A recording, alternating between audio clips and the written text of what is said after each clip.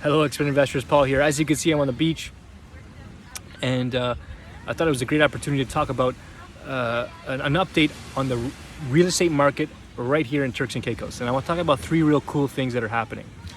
But first, I was having a meeting with a group of investors I'm working with yesterday evening after dinner over Zoom, of course, and they're going to be deploying about $2 million or so into the Ontario market, into some multifamily and development deals. And it just had me thinking all day about the ebbs and flows of markets. And I took a quick call from one of them now, just a quick question. And, I've used the cheesiest analogy in the world about, the markets kind of ebbing and flowing like the ocean, waves of the ocean. I had to laugh at myself while saying it, but it makes sense. And Turks and Caicos has endured its own ebbs and flows. So first thing, in 2020, after the whole coronavirus thing, worldwide there was quite a substantial slowdown in tourism, and Turks and Caicos felt it. And, we were lucky enough to be able to scoop up a property during that downturn. And it's paid dividends already. So the market kind of ebbed, and now it's flowing back up as in the last 6 to 8 months as the island has, removed restrictions, opened up the borders, and life is almost, not quite, but almost back to normal. And so the real estate market here is on fire. Properties are selling. It is not a huge market, and there's not a lot of properties similar to Ontario, but there is tremendous demand from wealthy investors and just people who want to have a nice vacation home in a Caribbean destination that's safe and clean and has an absolutely stunning beach, as you can see.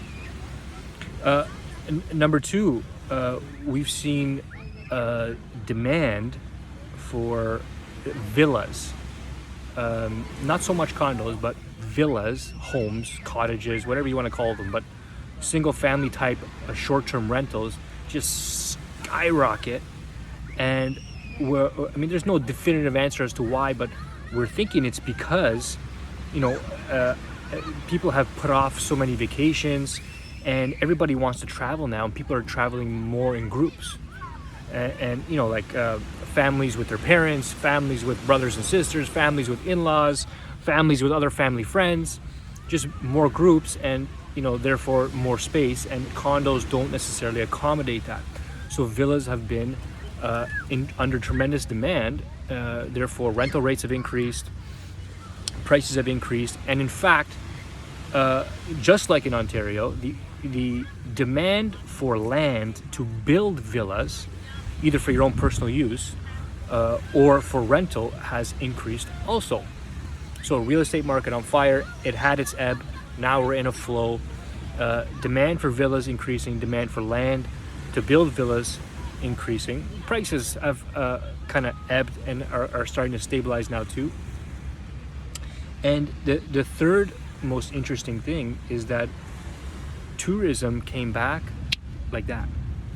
And I'm not a gambling man, but if I had to gamble, I would say that it would have taken 2, 3, 4 years to kind of get back to the peak where we experienced in 2019, but not so much. We're almost back to that peak right now, and we're in February of 2022, actually March 2022. It's amazing to see it happen so fast. So, and that tells me there is demand for travel. People want to get out of here or get out of wherever they are. They need vacations, and this is a hot spot. People definitely want to be here. So more people equals more demand for real estate. More demand for real estate means investors like me, and hopefully investors like you, can take advantage of the market. Now, if you've watched other videos, if you listen to me speak, if you listen to our networks, our close networks speak, you've probably heard that before. So the fundamentals don't change in the real estate market. They ebb and flow just like the waves of the ocean, right? So, each market is definitely unique, real estate market that is, but the fundamentals don't lie. So if you're successful in Canada, you can be successful in Costa Rica, Mexico, Turks and Caicos, Bahamas, Philippines, whatever it is. You just have to watch the trends. Population in, population out, demand for rental, demand for short-term rental.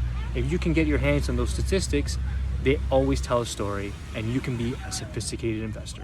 Okay, that's my hope. Hope you enjoyed this video. Subscribe to see more. The more subscriptions I get, the more videos I'm gonna make. So people seem to like what I'm doing here, and I don't mind doing it, but tell me you want more by subscribing. Thanks guys and gals. Talk soon.